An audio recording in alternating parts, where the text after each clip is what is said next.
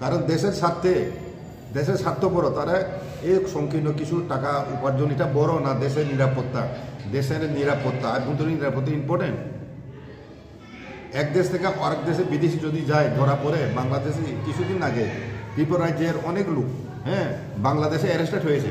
বাংলাদেশে গিয়ে তারা 20 বছর 30 বছর পরে জেল থেকে বের হয়ে এসেছে। এমন ঘটনা আমরা দেখেছি।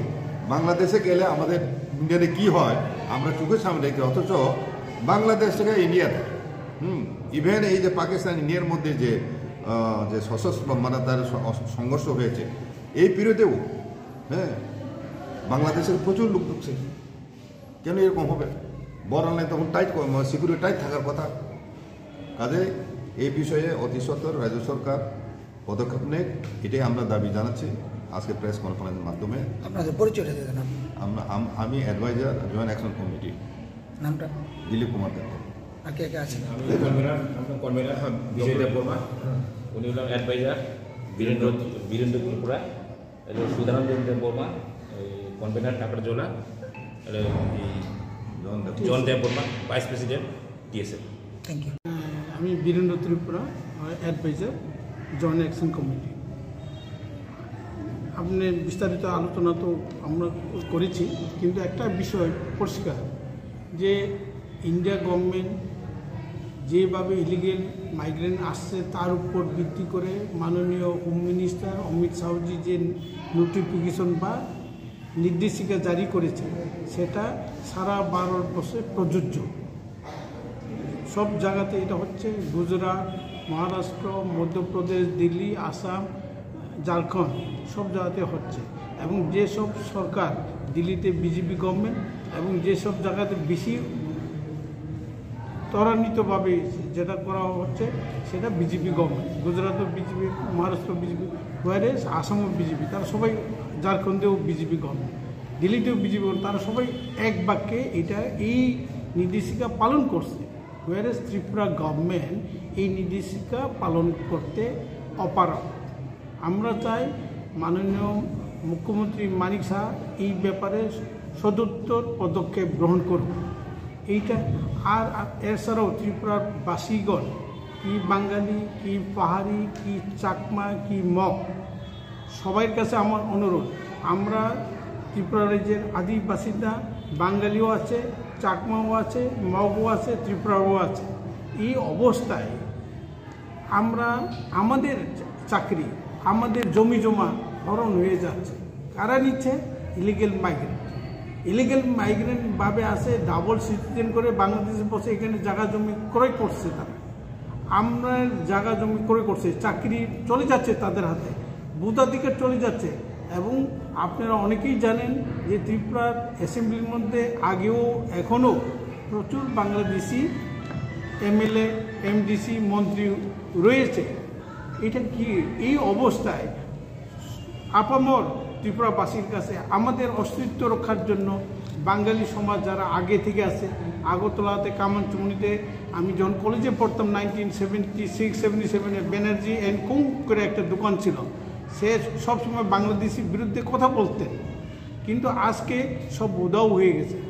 সব বাংলাদেশিরা এটা ফেক ডকুমেন্টস করে, নকল ডকুমেন্টস করে বেনামিভাবে টাকা দিয়ে জমি জমা হরপ করে নিচ্ছে। এই কারণে আপামর ত্রিপুরাবাসীর কাছে আমাদের জয়েন্ট অ্যাকশন কমিটির তরফ থেকে তাদের কাছে আবেদন, আপনারা এটার বিরুদ্ধে সোচ্চার হন। কি পাহাড়ি, কি বাঙালি, কি চাকমা, এখানে একটা বলা বাহুল্য, চাকমা রাজ্য পরিষদ তারা যারা ফরেনার ইলিগেল চাকমা এসে তার বিরুদ্ধে তারা মুভমেন্ট শুরু করেছে। আমরা তাদেরকে সহমত পোষণ করি এবং আমরাও চাই বাঙালি তরফ থেকে আসুক, মগের তরফ থেকে আসুক এবং অন্যান্য যারা ত্রিপুরায় বসবাসকারী আছে এই অন্যের মধ্যে মুসলমানদের তরফ থেকে আসুক। কারণ মুসলমানও ত্রিপুরার যে ঢুকছে, এই অবস্থায় এইটারে আমরা সবাই মিলে এটার জোরালো আন্দোলন করব। সবার সহযোগিতা কামনা করছি। নমস্কার। কমিটির পক্ষ থেকে আজকে প্রেস মিটের মাধ্যমে আমরা আমাদের খুব প্রকাশ করছি যে রাজ্য সরকার এখন অবধি কেন্দ্র সরকারের যে গাইডলাইন যে ইস্যু করেছে for detection, identification, deputation of illegal migrant from Bangladesh এবং মায়ানমার থেকে। এই ব্যাপারে সরকারের গভর্নমেন্ট অফ ইন্ডিয়ার নির্দেশিকা সেটা পালন করে, মানে বিভিন্ন দেশে বাংলাদেশিদের চিহ্নিত করে এবং তাদের বিরুদ্ধে আইনানুগ ব্যবস্থা নিচ্ছে এবং তাদের ডেপুটেশনও করা হয়েছে। বেশ কিছু সংখ্যক ডেপুটেশন এর মধ্যে হয়েছে। হ্যাঁ, গুজরাট, রাজস্থান, মহারাষ্ট্র, ছত্তিশগড়, দিল্লিতে, হ্যাঁ, বিভিন্ন জায়গায় ধরপাকড় চলছে, ইভেন ওয়েস্ট বেঙ্গল, আসামে। কিন্তু আমাদের রাজ্যে আমরা এখন পর্যন্ত রাজ্য সরকার কোনো হেলদুল নেই এই ব্যাপারে। এখন একদম মানে কমপ্লিট সাইলেন্ট মেনটেন করছে। না চিফ মিনিস্টার পক্ষ থেকে এই ব্যাপারে কোনো বক্তব্য আমরা জানতে পেরেছি, না প্রশাসনের পক্ষ থেকে কোনো প্রশাসনিক অফিসারের পক্ষ থেকে আমরা কর্তৃপক্ষ থেকে আমরা জানতে পেরেছি। কিন্তু সেন্ট্রাল গভর্নমেন্ট নির্দেশিকা আছে প্রতিটি ডিস্ট্রিক্টে স্পেশাল টাস্ক ফোর্স গঠন করা এবং ডিটেনশন সেন্টার করা, তারপর তাদেরকে বিদেশি কোথায় কোথায় মানে ইলিগেলি মাইগ্রেন্ট আছে যেটা খুঁজে বের করে তাদের ডিটেনশন ক্যাম্পে রাখা এবং 30 দিন সময়সীমার মধ্যে তাদের ভেরিফিকেশন হবে, তাদের ক্রেডেন্সিয়াল, তাদের ডকুমেন্ট, সার্টিফিকেট। তারপরে তাদেরকে যদি প্রমাণিত হয় তারা ইন্ডিয়ান না, তখন ফরেনার রেজিস্ট্রেশন রিজনাল অফিসে খবর দিতে হবে এবং গভর্নমেন্ট অফ ইন্ডিয়ার পক্ষ থেকে ফরেন রেজিস্ট্রেশন অফিস তাদেরকে ডেপুটেশন ব্যবস্থা করবে। এর মধ্যে আমরা জেনেছি যে গুজরাট থেকে প্রায় 300 জনের মানে বাংলাদেশিকে একটা বিশেষ বিমানে, তাও আগরতলা ল্যান্ড বর্ডারের মাধ্যমে, হ্যাঁ, তাদেরকে পুশব্যাক করা হয়েছে।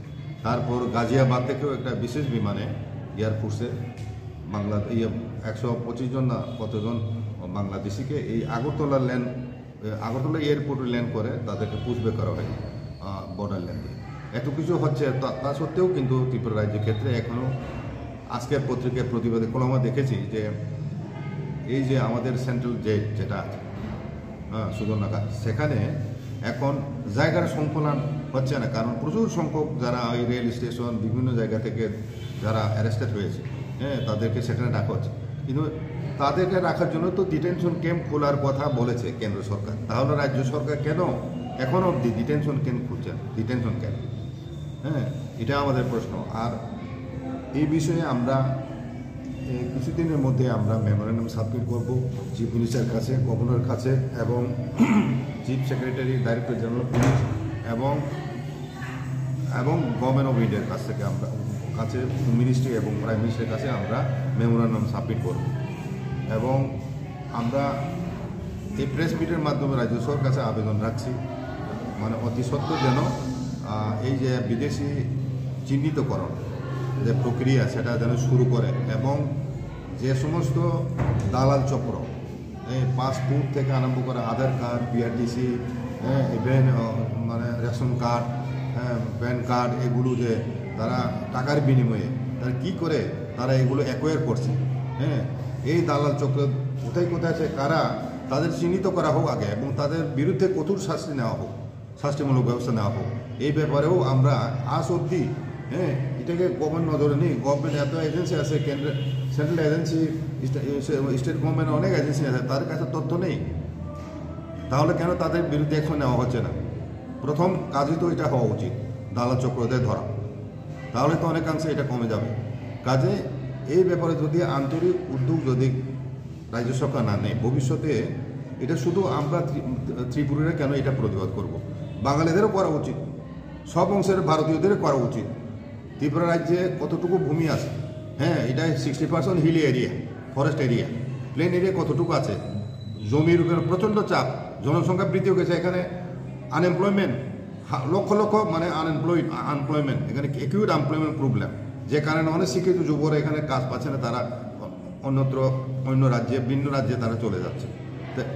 তা সত্ত্বেও কেন রাজ্য সরকার দিন বাদ যায় না? প্রতিদিনই নিউজ পেপার খুলে প্রতিদিন আমরা দেখতে পাচ্ছি বাংলাদেশে, হ্যাঁ, প্রবেশ করছে, হ্যাঁ, বাংলাদেশে অনুপ্রবেশ করছে। তাহলে কেন রাজ্য সরকার এত অনীহাবোধ করছে, এত দ্বিধাবোধ করছে কেন?